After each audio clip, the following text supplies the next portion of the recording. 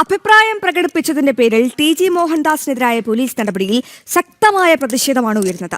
കടുത്ത സ്ത്രീവിരുദ്ധ പരാമർശങ്ങൾ നടത്തിയ ഇസ്ലാമിക മത നേതാക്കൾക്കെതിരെ നടപടി സ്വീകരിക്കാത്ത കേരള പോലീസിന്റെ ഇരട്ടത്താപ്പിനെതിരെയും വിമർശനം ഉയരുകയാണ്. തട്ടമിടാത്ത സ്ത്രീകളെല്ലാം അഴിഞ്ഞാട്ടക്കാരികളാണെന്ന തികച്ചും സ്ത്രീവിരുദ്ധ പരാമർശമായിരുന്നു ഇസ്ലാമിക മതപണ്ഡിത സഭ നേതാവ് ഉമ്മർ ഫൈസി മുക്കം നടത്തിയത്.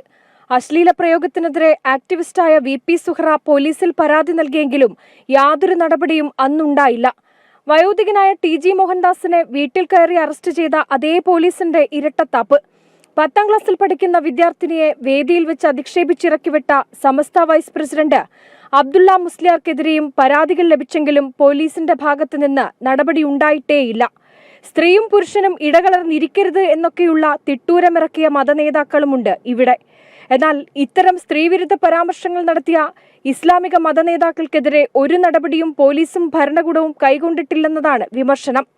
അപ്പോഴാണ് ഡൽഹിയിൽ നടന്ന സമരത്തെക്കുറിച്ച് സ്വന്തം അഭിപ്രായം പറഞ്ഞതിന്റെ പേരിൽ ടി.ജി. മോഹൻദാസ് എന്ന രാഷ്ട്രീയ നിരീക്ഷകനെ വീട്ടിൽ കയറി അറസ്റ്റ് ചെയ്യുന്നതുൾപ്പെടെയുള്ള നടപടികളിലേക്ക് പോലീസ് കടന്നത്. ഇതിനെതിരെയാണ് ശക്തമായ വിമർശനം സമൂഹത്തിന്റെ വിവിധ ഭാഗങ്ങളിൽ നിന്ന് ഉയരുന്നത്. ജനം, കോഴിക്കോട്.